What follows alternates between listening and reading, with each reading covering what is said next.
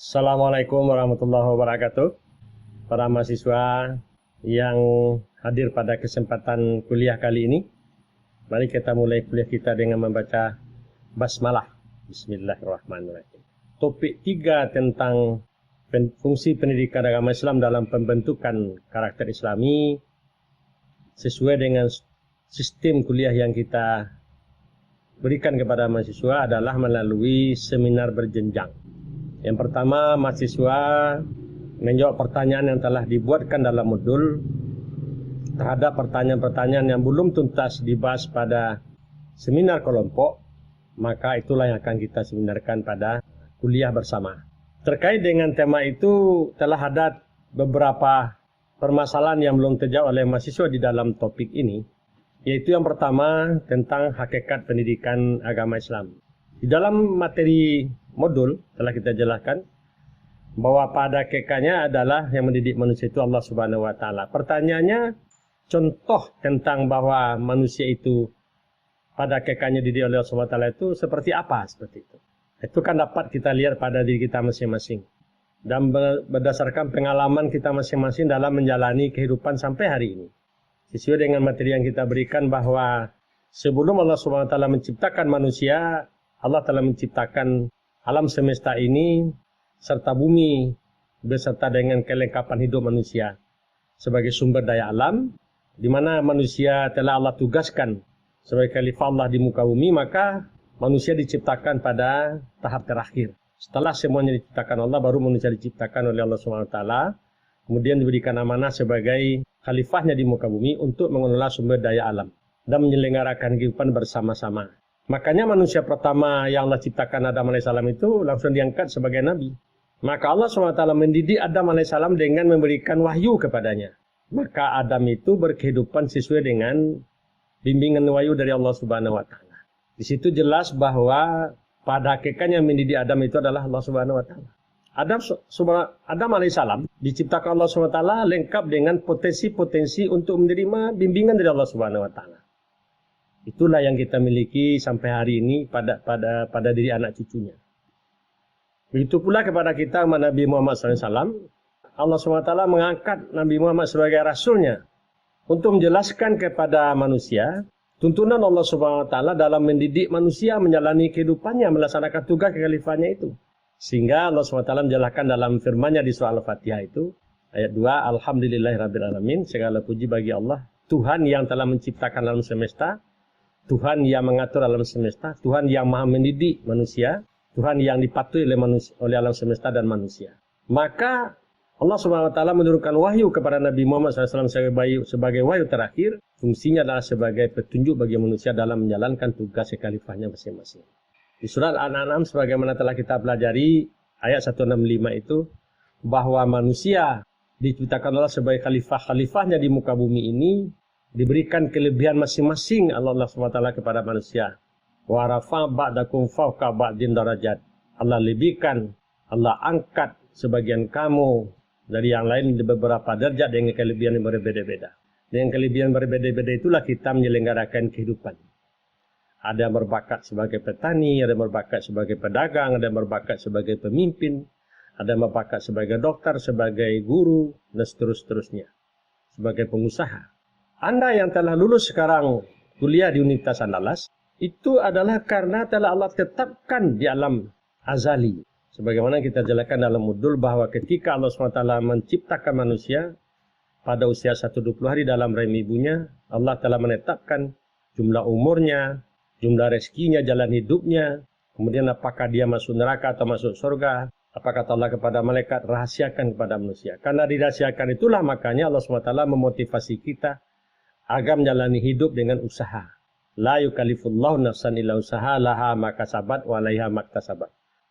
Namun demikian, usaha manusia tidak akan melebihi batas takdir yang Allah tetapkan bagi manusia masing-masing. Itu yang kita imani dalam rukun iman yang nomor 6. Beriman kepada qada dan kadar baik dan buruk. Nah, siswa yang sekarang yang telah lulus di Universitas Andalas berusaha, berikhtiar. Dia telah memilih ketika dia mau masuk Universitas perguruan tinggi, dia telah memilih fakultas apa, jurusan apa yang akan dia masuki. Ternyata Di mana dia lulus, itulah takdir Allah buat dirinya. Orang beriman menerima takdir dengan ridha. Begitulah Allah SWT mendidik manusia dengan menciptakan potensi-potensi pada diri manusia untuk menerima petunjuk Allah SWT sebagai wahyunya tadi, sebagaimana Al-Quran fungsinya sebagai hudan linnas, dipraktekkan oleh Rasulullah SAW, Nabi Muhammad SAW dalam kehidupan kita sehari-hari, maka kita menjalani kehidupan kita sesuai dengan yang dicontohkan oleh Rasulullah SAW. Begitu Allah SWT mendidik manusia.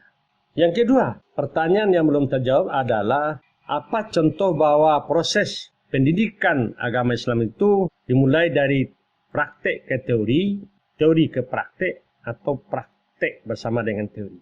Apa contohnya? Itu langsung kita lihat pada diri kita masing-masing. Ketika kita kecil, itu dari praktek ke teori. Ayah ibu kita mempraktekkan sholat, berakhlak mulia di depan kita, membaca Al-Quran setiap malam, maka kita langsung mencontohnya. Sholat itu dipraktekkan dulu, baru dipelajari. Membaca Quran juga seperti itu. Sehingga kata Nabi Muhammad SAW, kewajiban orang tua kepada anaknya, yang pertama memberi nama yang baik, yang kedua mendidik akhlaknya dengan mempraktekkan, dengan memberikan contoh kepada anak-anaknya. Karena anak itu seperti kertas putih, seperti kertas putih yang akan dilukis, maka yang melukis adalah orang tuanya. Kullu mauludin yuladu alal fitrah, setiap anak itu dilahirkan dalam keadaan suci bersih. Ayah dan ibunya yang mempengaruhinya akhlaknya tadi dengan praktek-praktek di rumah tangga masing-masing. Kemudian yang ketiga kata Rasulullah, ajarkan kepada anakmu membaca Al-Quran, kemudian beri makan yang halal lagi bergizi, kemudian ajarkan pengetahuan, kemudian nikahkan jika sudah dapat jodohnya. Jadi itu praktek ke teori, dipraktekkan dulu. Sampai-sampai Nabi mengatakan, sallu kama raitumuni usalli. Salatlah kamu sebagaimana kamu lihat aku salat. Jadi praktek dulu. Baru kemudian sahabat belajar teori kepada Rasulullah setelah pandai mempraktekkannya. Kemudian yang kedua, teori kepada praktek. Itu yang biasa kita pelajari selama ini. Kita belajar teori di sekolah. Kemudian kita lihat prakteknya dalam kehidupan sehari-hari. Untuk kalau mahasiswa S1, jurusan akuntansi misalnya, mereka mempelajari teori akuntansi. Dia setelah memahami teori akuntansi, nanti mereka praktek akuntan di dalam lembaga akuntan. Kedokteran juga begitu, belajar dulu teori-teori kedokteran, kemudian mereka untuk memperoleh dokter, mereka koas selama 1 atau 2 tahun untuk mempraktekkan teori tadi. Yang ketiga, bagaimana contohnya? Praktek bersama dengan teori. Nah, itulah yang dilaksanakan oleh kawan-kawan kita, saudara kita yang mengikuti kuliah vokasional di SMK, di Politeknik. Mereka itu belajar teori sambil praktek. Jadi di sana 50-50. 50% praktek, 50% teori. Begitu mereka mempelajari teori, langsung ke labor untuk mempraktekkannya. Yang kedua. Yang ketiga adalah, apa contohnya hidayah-hidayah yang diberikan Allah kepada manusia? Karena di dalam modul ada 5 hidayah sebagai sumber daya manusia untuk menerima bimbingan dari Allah Subhanahu wa taala. Yang pertama, hidayah fitrah beragama, potensi spiritual. Contohnya apa? Contohnya adalah bahwa kita semenjak lahir, semenjak kecil telah beragama. Ketika kita lahir diazankan oleh orang tua kita, yang laki-laki, yang perempuan dikamatkan. Walaupun dia tidak anak orang Islam, tetap saja dia sudah punya hidayah beragama. Karena ketika dalam rahim ibu, Allah menjelaskan dalam surat Al-A'raf ayat 172 itu, bahwa ketika roh akan ditiupkan ke dalam tubuh manusia, Allah minta persaksian kepada roh, alastu birabbikum, bukankah aku Tuhanmu? Roh menjawab, betul engkau Tuhan kami. Berarti manusia semenjak dari awalnya sudah memiliki fitrah beragama. Namun kenapa terjadi perubahan fitrah itu? Itu karena pengaruh lingkungan, karena orang tuanya masing-masing. Kalau orang tuanya beragama Islam, tetaplah dia dalam fitrah agama Islam. Dan begitulah juga kalau orang tuanya agama lain, maka dia akan merubah menjadi beragama lain. Jadi keluar dari fitrahnya. Yang kedua adalah hidayah emosional. Manusia diciptakan Allah mempunyai potensi emosional, kemampuan merasa yang baik dan yang buruk. Menilai mana yang baik dan mana yang buruk. Yang senang dan tidak senang. Itu sudah diciptakan Allah pada setiap manusia semenjak dari awalnya. Kemudian yang ketiga adalah hidayah akal, potensi intelektual. Setiap anak manusia telah diberikan kemampuan untuk membedakan mana yang baik, mana yang buruk. Kemudian yang keempat adalah hidayah nafsu.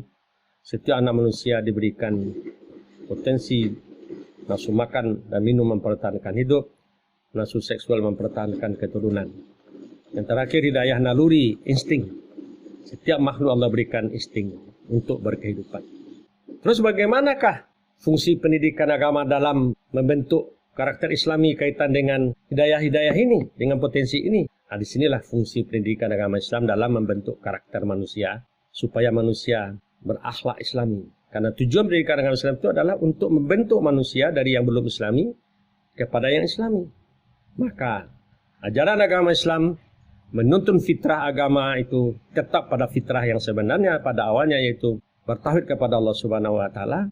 Ajaran agama Islam menuntun emosi manusia supaya tetap berada pada kebaikan, mengenal baik mana buruk sesuai dengan tuntunan Allah Subhanahu wa taala di Al-Qur'an dan Sunnah Rasul.